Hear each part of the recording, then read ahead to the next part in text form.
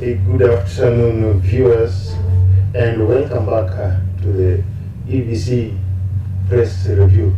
We are live, we are broadcasting from the heart of Eldoret town. And in this particular story, maize farmers now ask state to allow imports as stock is depleted. Farmers have called on the government to import maize to address the biting scarcity as prices rise to 6 million viewers kilograms bag.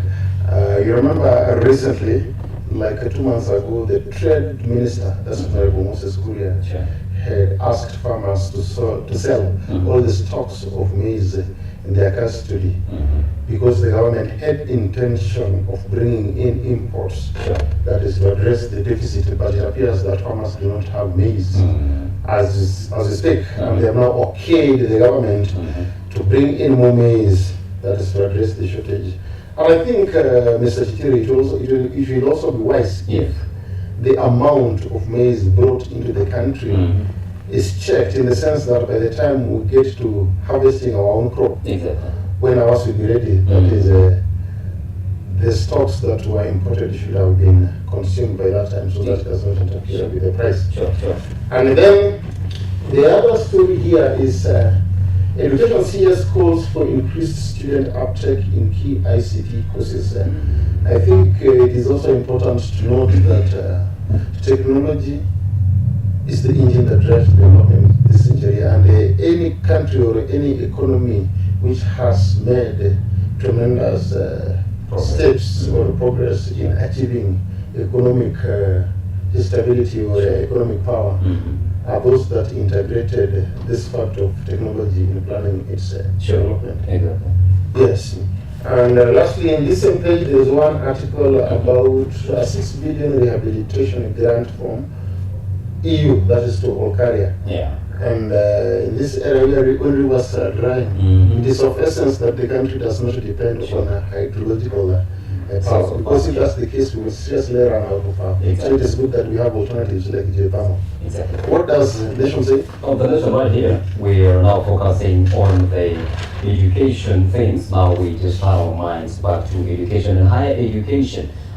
This particular bulletin, we're going to be discussing a number of issues, including Maseno University given permission to offer law programs. And also we're going to be talking about universities fined heavily for unauthorized use of student photos. The same story concerning education, we're going to be talking about Kibabi University. Kibabi Vice Chancellor says Bungoma-based university is on the right academic path. And I would like us to maybe dive a little bit into this particular story, focusing and talking about this higher education issue. A number of iconic leaders in the education sector have actually commented, including Dr. Beatrice Inyangula, who is the Higher Education Principal Secretary, says we want to transform university education in Kenya. The President will hold our hands. And on the other hand, we also have a comment from Professor Stephen Kiyama, who is the University of Nairobi Vice Chancellor, says some people say we are drawn in depth due to bad governance, but that is not true. Now that is comment over the whole issue to do with higher education. So also we have a comment from Professor Robert Kinywa, who is the Deputy Vice Chancellor. JQuat says students leaving universities need to have specialized skills for the job market. Now, the most controversial kind of story here, Mr. Ogana, I would like to know your views on this one, about universities pay price to use photos without permission. They've been fined for using the photos of their own students. And the universities believe that is their right to use the photos of their own students. So who is right here? Remember the court dismissed the notion that universities are just free to use the pictures or rather the photographs of the students even without the consent of the students. As they say they should pay the students in order to use their photographs or pictures. What do you think about this? Firstly, in this entire conversation or discourse about university education in the country, yes. I think the best place to begin is that Before even we talk about Maseno expanding its school and establishing a school Sure. it's also important to understand that our universities are seriously underfunded. Exactly. And most of them are battling very serious financial challenges. That is where our government ought to begin. Once these universities are fully funded, Yes. then it will be right for them to expand their capacities by incorporating other schools which did not previously exist in the institution. Then back to the issue that you're saying, I think here it is the law which should be applicable. Sure. That is the copyright laws. Copyright laws entails that he who uses his efforts, his money, his know-how to capture the photo is the owner of the photograph. So it is a matter of the law applying it. If it is the varsity, will it be it, and if it is the students, will be it. That is it. All right. And on my page 12, there is a story about disaster looming as a country rivers run dry up at an alarming rate. I think this is just an addendum of what you have just read from the Daily Nation. Exactly. About no, it's not really about Olkaria. Exactly, yeah, it was you.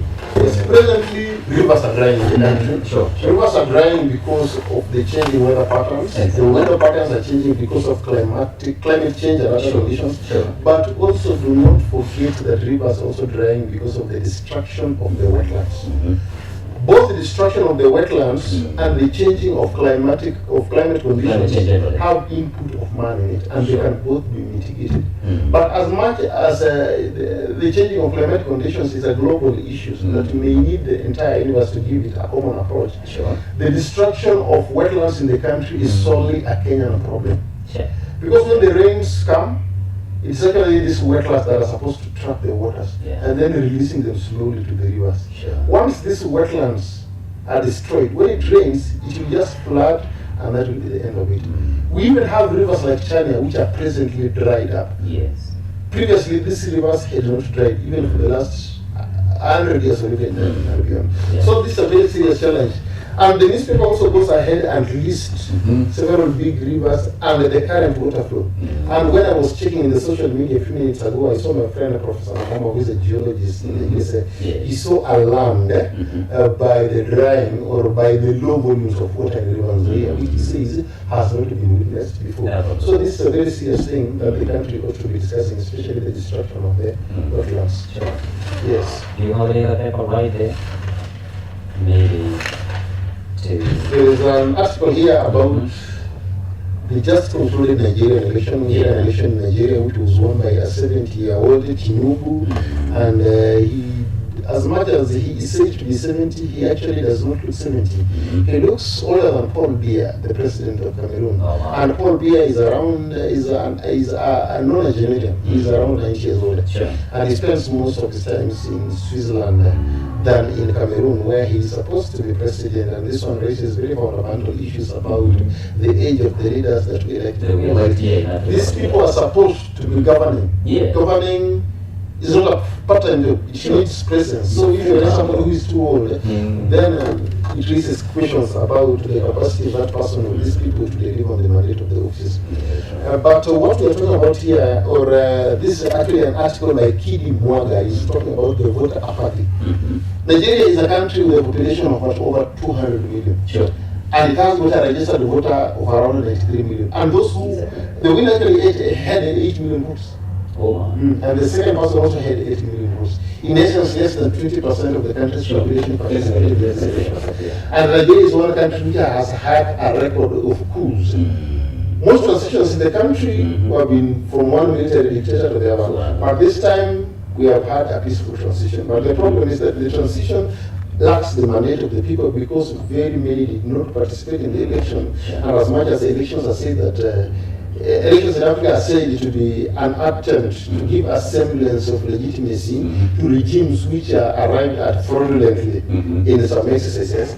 But it would have been good if most people participate in the elections. Even here in Kenya, Kenya has an adult population of around 7 million. Those who voted for the current president are said to be around 6 million. Yeah.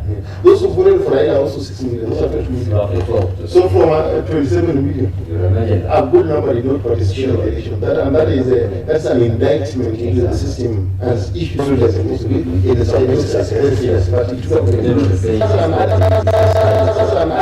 yes, and in the next page there is an education article written by the NAT, Kenya National Union, the Secretary General, Collins Oyu, and he is trying to diagnose the problem of why very few students are joining teacher training colleges. And presently he's saying that the colleges are hosting 3,922 students. That is against a capacity of 25,000. This is actually a paltry 14.7%. So what are some of the reasons that are keeping our students off the teacher training colleges? Among the reasons cited here is the high, or that's the upscaling of the admission requirements to C+ from what it was previously. I remember it was D+, then it was brought to C. Because at this grade, very many people choose to go to university. And then there are many other challenges with this. With the profession itself, at least, there's also a general belief that teachers are mistreated by the government and are so well remunerated and etc. So that would be one of the reasons why maybe the student doesn't want to maybe attend the teacher training. Yes, students are choosing to keep off. And then there's another story here. It's a little humorous article. It's saying it has finally rained. And we are supposed to buy water tanks. This is actually a warning in the sense that we have always wished to pray, fasted for rains, hoped for rains, even performed some cultural practices for rains to come. But after performing these rituals and at this place, the rain comes. When the rain comes, it wreaks havoc. It ends up bringing destruction, and we are wishing for this rain. So it is time to prepare ourselves. Number one, to harvest this rainwater. Number two, to make sense of it in the sense that our farms are supposed to be rain. And number three, the country should view rain as a source of life and not as a distraction to life. That is what ought to happen. However, instead of us praying for the rains, but when it comes, we start complaining again. We start complaining. Nature of Kenyans. Yes, what does the nation say? Well, right here, the nation, I can see this very controversial story talking about, I'm still also talking about education. Maybe just before I talk about that, to echo on what you just said about the universities being underfunded, Kibabi University actually mentioned that by Vice Chancellor Isaac Olo, who said that the challenges that the university has been going through includes being underfunded by the government. Much as there's a lot of problems, including students missing marks, including accommodation, chronogramming, including research funding and all that. But one of the most important problem he cited is underfunding. And like you said, education marks the most important, or rather the backbone of a state. And looking at it differently, you can. We also notice that the transition rate presently from, for example, if we have 100 children beginning primary school, by the time they attain that education pyramid, they attain that apex, it is around 6% who will attain university education. Or to be precise, it is less than 10%. Exactly, So, if we have, for example, 1.7 million students enrolling for standard 1, they will keep on reducing. They will keep on reducing as much as you're talking about 100% transition. And by the time we hit the apex, by the time they're joining university, will be 173,000 university. In my thinking, this is a very big number. Also, the government can dedicate funds to make sure that universities are well funded in the sense that it also has a positive impact in the economy and industrialization of the nation, because a skilled workforce is all we need to transform the economy. But when these universities are struggling, we also see a compromise in the quality of education, because they will start admitting students who do not qualify or who have lower grades, and at the end of the day, they will be compromising the quality of trainees in the altar of making money to fund their programs. Very The government should very be very serious about funding university education. Sure. And maybe talk about grades. Remember when the panel to maybe go through the EC the curriculum, remember? Among the maybe proposals they gave included lowering the university entry grade from C plus to C plus. Did you hear that? Yes, No, I am aware What's of the what is the deliberations. impact of that? But at the end of the day, what matters is quality. Mhm. When students sit for a national examination, one will score an A.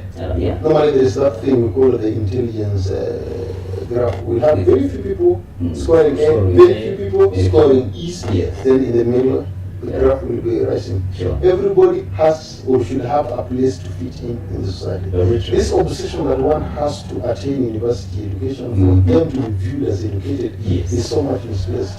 Even in the West, those people who are driving the economy, those who Yes. are working in companies, are those who have diplomas. Very But in Kenya, Mhm. everybody wants to attain a degree. A degree. Even a primary school teacher, Once a task which they can comfortably do with a diploma. You will see that several teachers Yeah. even have a protocol for themselves in high education and requirements. So for much of my several institution is actually a waste of resources. And what actually should happen is that these diploma teachers, Yes. not just teachers, but this this diploma diploma courses and colleges should be viewed in light that these are the people that are supposed to be transforming the economy, and their curriculum should be well aligned to this reality. And again, people should just stop forcing their children to make sure that they attain university education. That is where the compromise creeps in. Exactly. Thank you. Now, talking about the diploma and maybe the TVETs, we all know that the TVETs are there to actually offer such levels, because when one fails to attain a university grade, they are usually advised to join a TVET institution. Well, the TVETs also are coming up with a different idea or maybe another angle of how they're going to tackle their issues. There's an issue here that colleges will work with industry players in developing curricula. TVET institutes to start setting their own exams. Now, we all are aware, just like my friend Ogola just said, that most of the students will score an average grade. You know, just a few scoring a B's and just some A's and all that, and just a few also scoring some E's and all that. But the huge number of students will be just in between here, scoring a C, C minor, C and all that, and the TVETs are there for them. Now, this whole issue of the TVETs setting their own exams and also working with industry players to bring a curriculum. What do you think about this? I think Does it colleges- in any way better the TVET institutions? colleges should ensure that the courses that they are offering conform to the present demands of the job market. Exactly. Because at the end of the day, what is important is actually building the capacity of this individual Sure. to be competitive. Mm. So if the essence of this can be attained by TVETs developing their own curriculum, Curriculum, yeah. then there is no problem. And setting their own exam. But what would decry Mhm. is, for example, doing some external examination, Mhm. teaching a journalism student UK laws, when the laws are not applicable Sure. in this country as much as we are all Commonwealth countries, Mhm. then that one is actually a call for the structuring of the curriculum in these institutions. All right. We also have an article here. This is it is about conservation. Fuel shortage setting up pine forests for education. Mhm. I think pine trees are some of the trees that are planted for commercial purposes. Exactly. And Kenyans are generally known to harbor a greed for quick back. And the fact that trees have been yielding good money has also led and has also had a very positive impact to reforestation in this country, in the sense that some people have been planting trees with the views that they will sell them and make quick back, and that way the forest cover keeps on rising. Now, looking at this again, I remember our president has promised that by June we will be having the prices of gas lowered. Exactly. And this actually lowering of the prices of gas is one way of conserving the environment, because when people use gas, it means they will have run away from charcoal, they will have run away from sawdust, Yeah. they will have run away from firewood, Yeah. and so our forests will have time, or we have some room Yeah. to replenish. Exactly. So we leave that one is not any other campaign promise, something that's going to work. Yes. Then heavy rains destroy Homa Bay rice farms. This is what we were talking about in the previous case. Exactly. You ask for rains, the rains come, then you start running away from the rains, and you start running, and also the crime, the devastating consequences of the same rains that you have been Talking out. Then there's another article here about from Turkana County bloggers warned of spreading wrong security information. Yes. I think it was passed in the security rules that, let me say, the media, and to some extent the bloggers were guarded to some sense. Yes. Because at times they spread misleading information about security operations and the risk situation. But again, the bloggers have also come into place to fill a void. You see, when you do not provide the truth for the population, then they are bound to dig in and find some truths which at the end of the day may not be so true. Exactly. I remember when Kenya Defense Forces was attacked in LRA in Somalia, and the government did not come out with the exact information on what had transpired. People had to rely on the propaganda that was spread by Al-Shabaab through YouTube and other media about the exact number of casualties. So it is also important that the government fills the void by providing accurate information. But if they don't do, bloggers will speculate. Yes. I think most of the articles here just. There is a small issue here about some article both silent on CEO's contract as his term comes to an end. The judge telcos has always attracted interest of the entire country because it controls billions. So that one is bound to attract the interest of the country. Yes, I think I'm done with my newspaper. You're done with your newspaper. Maybe just to close with mine also, because the time is also maybe not on our side. NAT wants extra pay for members in the JSS. Well, the TSC requirements for teachers to be moved, or requires teachers to be moved in the new levels, has also been prompted by the union. We all are aware, Mr. Ogola, that just the other day, the grade 7 students started attending their classes. And the government had promised earlier to employ more than 30,000 teachers by January to cover mostly the teacher demand out there, and also to cater for the newly introduced CBC grade 7 students. Maybe just a little bit. We've also heard from the ground that a single teacher is expected to attend over 10 subjects, so to say, over 10 subjects in a number of classes. So, you had something to say about this. If you look at this thing statistically, you realize that actually the problem of 30,000 teachers is a mere drop. It's true. For instance, that in this country we have more than 30,000 primary schools. And it is these primary schools which are hosting the junior secondary schools. So if you employ 30,000 teachers, it's technically a teacher per school. Yeah, a teacher per school cannot cater for the needs of this newly created, that is grade CBC grade 7 students. Because there are 12 learning areas which are mandatory and 2 which are optional. These are 14 subjects. Exactly. Even if you get a history stroke Kiswahili teacher who will be teaching all these other subjects, that one is the problem number one. The second one, even from the pool of trained teachers, you see a drop in the ocean, in the sense that we even have a high number of teachers who are yet to be employed in comparison to those who are already employed by the government. So this transition is in limbo because of the workforce. And as we speak, most primary schools most junior secondary schools have incorporated the services of the primary teachers in trying to fill the void in the junior secondary school. And it is these teachers who are asking for a pay higher than what they were previously getting.